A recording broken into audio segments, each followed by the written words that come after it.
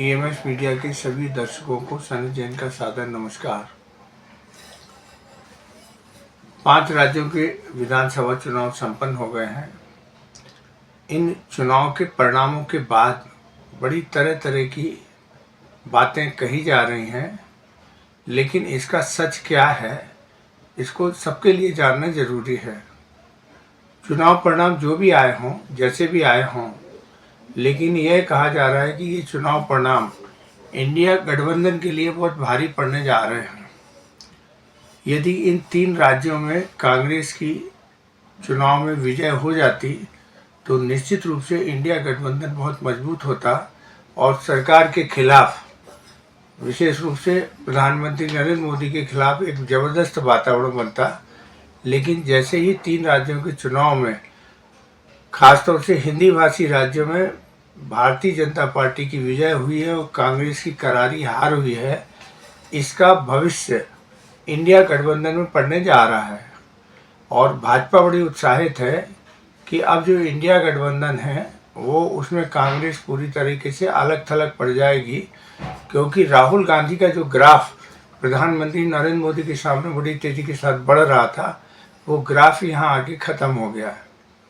अब राहुल गांधी और कांग्रेस ये नहीं कह सकती है कि हिंदी भाषी राज्यों में हम राहुल गांधी के कारण या भारत जोड़ो यात्रा के कारण या महंगाई और बेरोजगारी के कारण सत्ता पक्ष को चुनौती दे रहे थे। इसमें उन्होंने कांग्रेस की हवा निकाल दी है। अब जब कांग्रेस की हवा निकल गई है, रही सही कसर मध्य प्रदेश में कमलनाथ ने ये कह के पूरी कर दी थी, कौन अखिलेश वखिलेश हम नहीं जानते हैं, तो विपक्षी गठबंधन के जो दल हैं उनमें कांग्रेस को लेकर एक गुस्सा और निराशा का भाव आ गया था, जो इन 3 विधानसभा चुनाव के परिणाम से और भी उन्हें आक्रामक होने का मौका देगा। 6 दिसंबर को इंडिया गठबंधन की बैठक बुलाई गई है और यह बैठक दिल्ली में हो रही है। जिस तरीके के चुनाव परिणाम आए हैं, आज लोकसभा में जिस तरीके से सेलिब्रेट किया है भारतीय जनता पार्टी के सांसदों ने, सदन के अंदर मोदी मोदी के नारे लगाए गए और जिस उत्साह के साथ भारतीय जनता पार्टी ने अपना प्रदर्शन किया है, उसके बाद यह माना जा रहा है कि विपक्षी गठबंधन के लिए सबसे बड़ी चुनौतियां खड़ी हो गई हैं। जिस तरह के 3 राज्यों के चुनाव परिणाम आए हैं, उसको लेकर भी, EVM को लेकर भी अब एक बातें फिर से शुरू हो गई हैं, क्योंकि यह चुनाव परिणाम को लेकर भारतीय जनता पार्टी के साथ साथ अन्य दलों को भी विश्वास नहीं हो रहा है कि ये चुनाव परिणाम ऐसे आ सकते थे।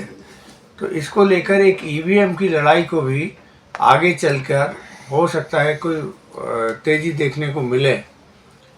सूचना तो यहाँ तक मिल रही है कि कुछ उम्मीदवार हाईकोर्ट और चुनाव आयोग में जाके और मत पत्रों के द्वारा गणना करने की मांग कर सकते हैं। होगी नहीं होगी पता नहीं, लेकिन EVM को लेकर एक बार फिर से एक नया माहौल बनना तैयार हो गया है। इसमें बहुत ज़्यादा सफलता मिलेगी इस बात की आशा तो नहीं है, लेकिन एक दबाव जरूर बनता हुआ दिख रहा है कि EVM में जो मतगणना होती है उसकी जगह पर पर्चियों से मतगणना कराने की मांग फिर से एक बार सुप्रीम कोर्ट और हाई कोर्ट में जाएगी कि VVPAT मशीन से जो पर्चियां निकलती हैं, उन पर्चियों के माध्यम से उम्मीदवार यदि मांग करता है तो पूरी पर्चियों की गणना उससे कराई जाए। एक ये स्थिति और ज़रूर सामने देखने को आ रही है। हालांकि जो जानकार अभी जिस तरीके की परिस्थितियां बनी हैं, उसमें विपक्षी दलों की मांग स्वीकार होगी ये कहना बहुत मुश्किल है, लेकिन फिर भी सब लोग अपना अपना काम करते हैं।